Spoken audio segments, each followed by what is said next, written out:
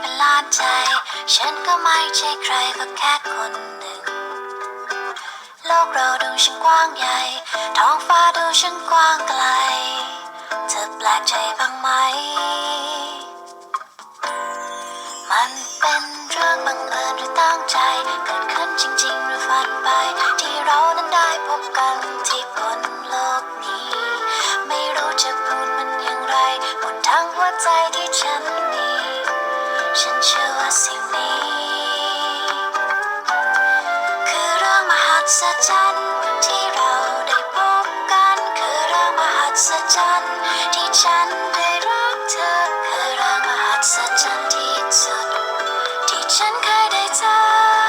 เธอคือเรื่องมหัศจรรย์วันที่ฉันบอกรักเธอเหมือนฉันได้เจอทุกสิ่งเหมือนฉันได้พบความจริงในหัวใจฉันจะยืนอยู่ข้างเธอนับตั้งแต่นี้ไปและจะไม่ไปไหนมันเป็นเรื่องบังเอิญหรือตั้งใจเกิดขึ้นจริงๆหรือฝันไปที่เรานั้นได้พบกันที่บนโลกนี้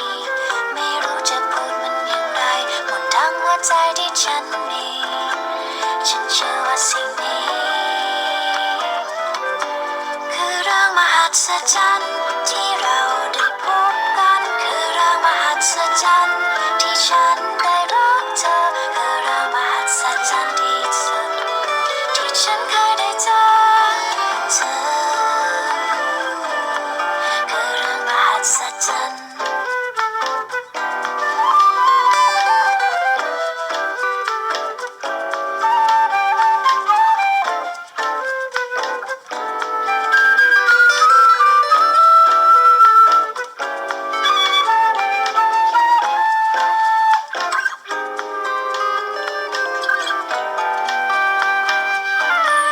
คือเรื่องมหัศจรรย์ที่เราได้พบกันคือเรื่องมหัศจรรย์ที่ฉันได้รักเธอคือเรื่องมหัศจรรย์ที่สุด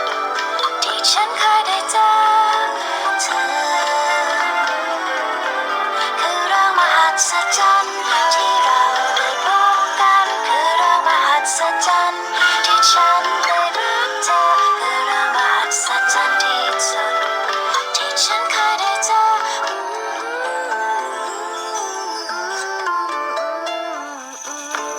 คือเรื่องมหัศจรรย์คือเรื่องมหัศจรรย์